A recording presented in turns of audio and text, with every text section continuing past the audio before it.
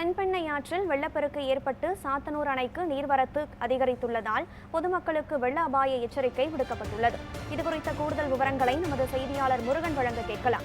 வணக்கம் முருகன், சாத்தனூர் அணைக்கு தற்போதைய நீர்வரத்து எவ்வளவாக இருக்கிறது? வெள்ள அபாய எச்சரிக்கையும் விடுக்கப்பட்டிருக்கிறது.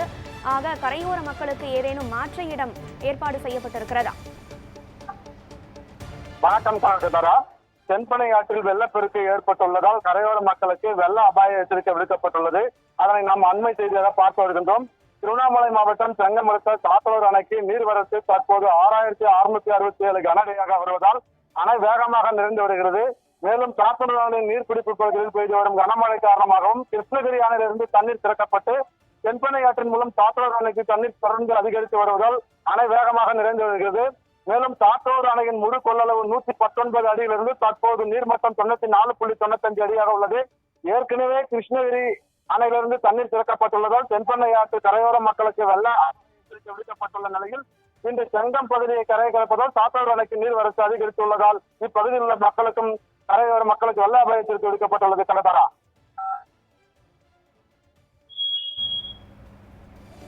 விவரங்களை வழங்கியமைக்கு நன்றி முருகன்.